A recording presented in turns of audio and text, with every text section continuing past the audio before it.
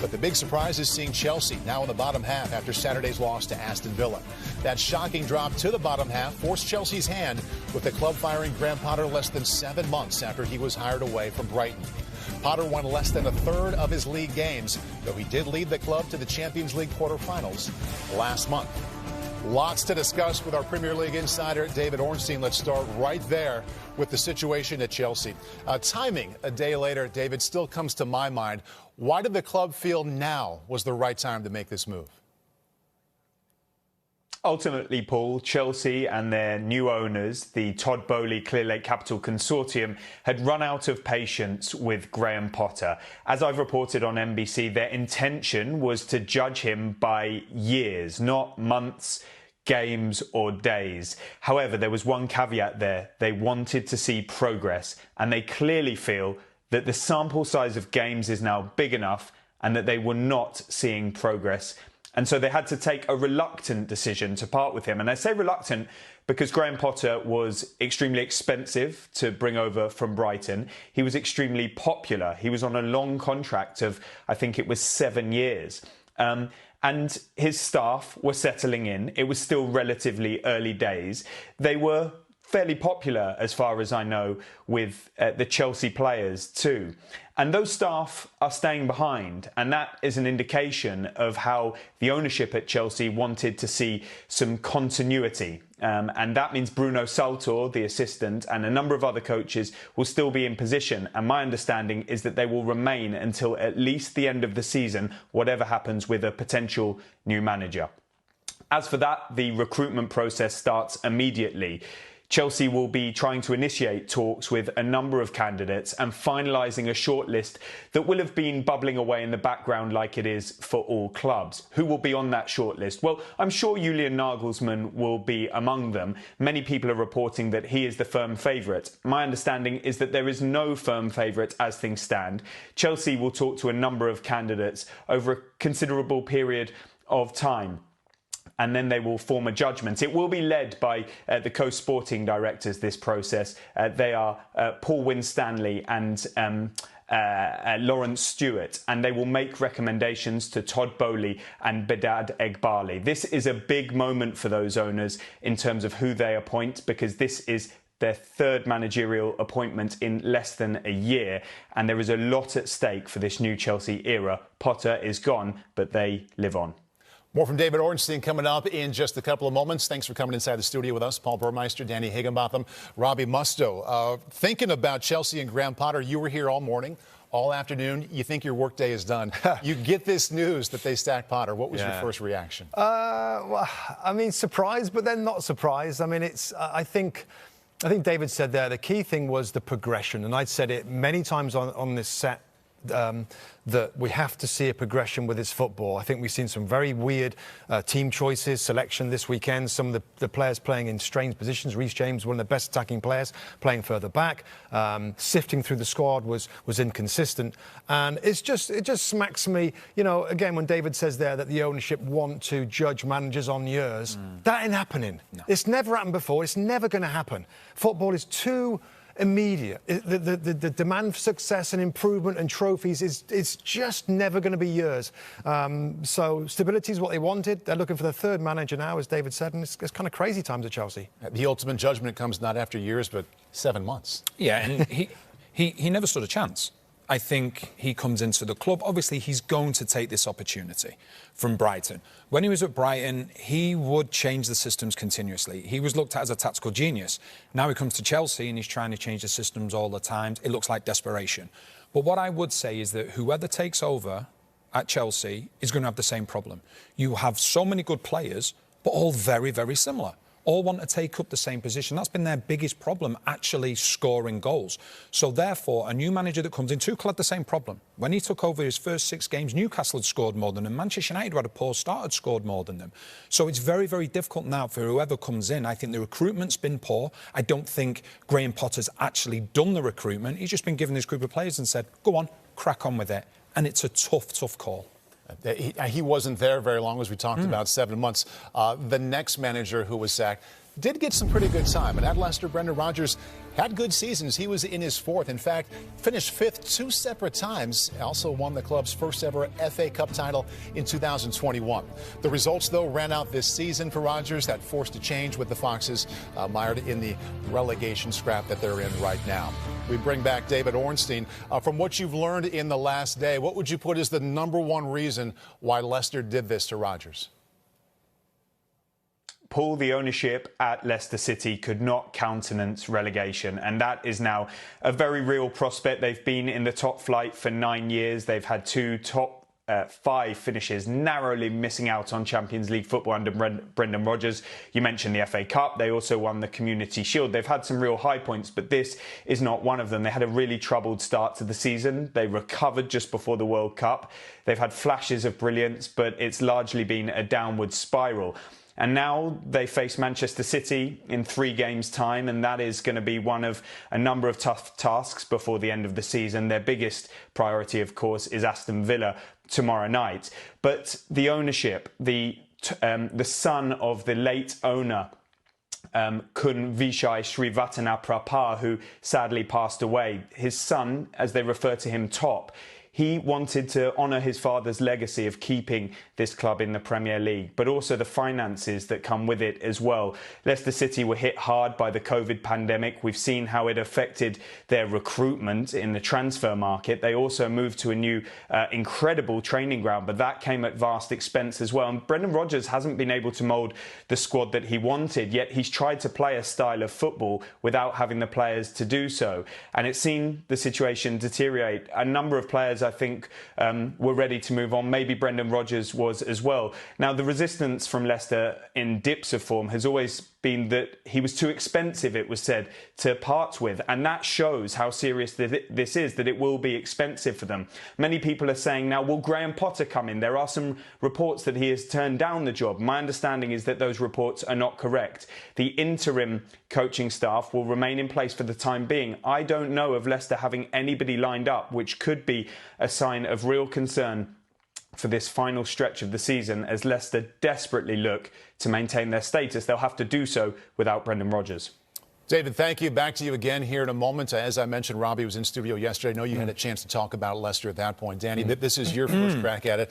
Your take on Leicester? Yeah, I listened to what was said yesterday, and on a very rare occasion, I actually agree with what Robbie had to say, which was he should have gone sooner. I think the problem with Rodgers is his stubbornness. I think we've seen the turnover of players. We've seen Fofana go. We've seen Tielemans been in and out of the team. He still tried to play the same way. He still tried to play with a high line. He still tried to play through midfield.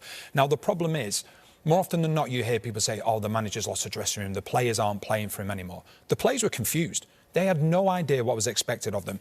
And instead of him looking at the group of players that he had and saying, right, what works best for the players, he just thought to himself, I have a style. The players have to play this way. And it wasn't going to work. And I believe, and I said it a while ago, if Brendan Rodgers remained in the job, Leicester City would get relegated. Agree? Yeah, with most of it, yeah. What I would add, I guess quite quickly, is that I just think it got stale. And the cycle is naturally over. And we've seen this before, Brendan Rodgers. He goes into clubs, and when you look back at the clubs that he's managed, really good work. Really good work. But there's definitely a immediate impact of his smart coaching, and the players are excited. They could play in different systems, and they do clever things with the possession. And then it just kind of drifts off, and it gets kind of bad pretty quickly. And I think, as what me and Danny have said there, we've seen signs of this probably, well, right from the start of the season, when he's saying that, like, with the summer that we've had, it's going to be hard with the lack of signings to do well this year. Robbie, do you then question his recruitment? Because they brought a lot of players in, and it's not worked. Well, like, wouldn't he argue that they didn't strengthen much in January? Was it a window, or the summer window, where they brought no players in? He used that then to say, well, you know, I know it's going to be a difficult season. We've lost a goalkeeper. We haven't. So he had a few excuses, Danny. What I still go back to is still a good squad of players. 19th out of 20th right now, 10 matches left. Do you think they play themselves out of the relegation zone? Yes, I do, because they've got quality there. Probably, but they need a new guy. They need the manager bump that others have had. They need it badly. One more situation to address, and this one is not quite as brand new. Still, awfully meaningful. Antonio Conte, Tottenham, rocky 16 months there. Took over during last season, leading Spurs to a top 4 finish, but recent inconsistency, and then Conte publicly criticizing the club at his post-game press conference after Tottenham's last game led to a split that came last Sunday. We bring back David Ornstein one more time. It's been 8 days. I know you've had a chance to think about this and have a lot of conversations. Are Spurs any closer to finding that next manager? Well, they have drawn up a shortlist, Paul, but we must say that shortlist could easily change because there are new names coming on the market, seemingly by the day at the moment. And I would like to point out one thing I missed on Chelsea earlier. The timing of Chelsea's decision may have related to the availability of managers on the market and the likelihood that other big clubs like Tottenham, like Paris Saint-Germain potentially, and Real Madrid too, could be fishing in the same pool for managers. And Tottenham got there first by getting rid of Antonio Conte, putting Christian Stellini and Ryan Mason in temporary charge. And we're seeing names coming to the fore in the media here in the UK all the time. Most recently, Vincent Kompany doing such a great job at Burnley. Will Graham Potter come into the mix at Tottenham? Tottenham made an approach for him a couple of years ago. It was not successful. Would they do so again? Would they look to take another former Chelsea manager after Jose Mourinho and also Antonio Conte as well? And we're seeing more names coming by the day, even Brendan Rodgers. Now, he came close to joining Tottenham in 2012. He ended up joining Liverpool. I don't know if there was any bad blood relating from that, but it means Daniel Levy has some time because he's put this temporary team in charge and he'll move forward with them, I expect, until the end of the season. And they've had a lot of trauma behind the scenes at Tottenham because Fabio Paratici, their sporting director, managing director of football, I should say, has stepped back from his duties amid the investigation he faces over charges of financial mispractice in Italy, a worldwide ban of 30 months he's received. They've got executives in place, Greta Steinson and Andy Scolding. Greta Steinson, formerly of Everton, who Tottenham play tonight. They are capable and they will try and lead Tottenham forward off the pitch while Stellini does so on the pitch. And they have the not insignificant matter on the horizon of Harry Kane's future. He's out of contract in the summer of 2024. They are desperate to retain him. They do not want to sell him at any cost this summer, but will the likes of Manchester United be looking at him? So there are a number of issues on Daniel Levy's plate, but the priority, and the shortlist is being drawn up for this, is the head coach, the manager. David Ornstein, thank you. Nice work with all 3 squads we talked about right there. All right, Robbie, I'm going to use some power that I don't have right now. I'm going to put you in charge of Tottenham. Yes, please. Yes, please. If you had that power, what would be your first move? I would be calling up Brighton and Hove Albion Football Club and trying to appoint their manager, Roberto De Zerbi, Paul, because it's a very different direction. The style of football the fans will love. He is a young, hungry manager. He's making his way in the game right now. I read that there's big Italian clubs that are ready to pounce and take him back to Serie A in Italy. He's doing things with Brighton now that is above and beyond what Graham Potter did at that football club. I just think he'd be a breath of fresh air. And why not try and get somebody on the way to greatness? Maybe he's the next great coach. Arsenal went with a manager, Mikel Arteta, that had no head coaching experience, and see what he's doing now with a younger squad. So De Zerbi, I get there's not a ton of work, and others might say, well, hang on a minute, they've gone for somebody that Chelsea went for somebody from Brighton that didn't work out. I think it's different, and I would love to see De Zerbi have a go. How about your move? I like it. I really do. I'm agreeing with you again. That's twice in one day. It makes sense. It's a little bit baffling. But the reason I say that is because Daniel Levy must be one of the only chairmen at a football club whose expectations are actually less than the manager he's bringing into the club. And that's the biggest problem. You bring in Mourinho, who's been a serial winner. He wants to win the league. He wants money to then challenge. Yeah, but Levy thinks that these guys can take them to a point.